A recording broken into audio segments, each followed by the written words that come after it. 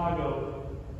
And if you don't know him particularly, maybe you know his family name, the Borden dairy industry and the Borden dairy family. His family made its fortune, producing milk and other dairy products. And so by the time he graduated, he was effectively a millionaire in 1904. And for his high school graduation, his parents sent him on a trip around the world, and he traveled as a young man to Asia and to the Middle East and to Europe. And his parents thought he was going to get an experience of the world, come back and be ready to take on the world as a businessman. But what he received because of his faith in Jesus Christ was a vision for the world. So when he came back home, he made the statement. In fact, he wrote a note back home saying, "I'm going to give my life to prepare for the mission field." And at the same time that he wrote that letter back to his family, he wrote in his Bible 2 words in the back that simply were, "No reserves."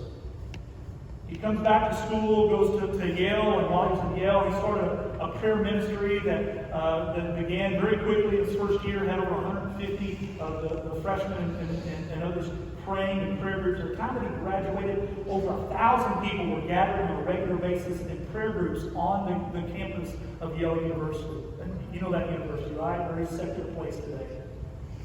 And he said in those days, he said, my goal in life is to say no to self and to say yes to Jesus every single time. And as he was getting ready to graduate, and people thought, well, maybe he's finally going to go off into business school and go, focus on the family fortune and help that company.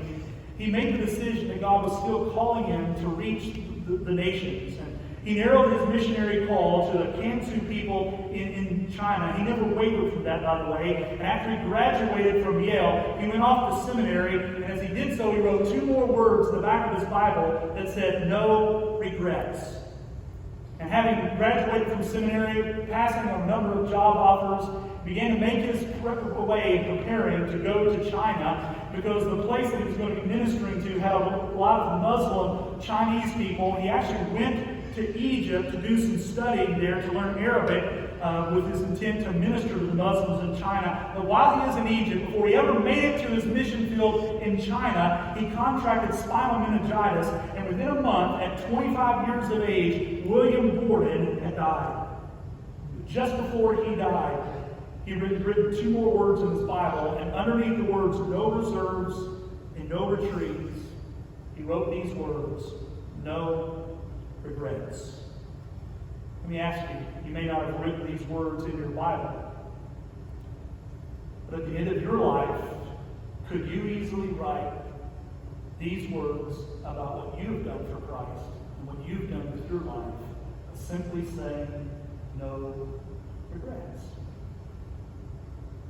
Wish I could be as clean about it as William Borden.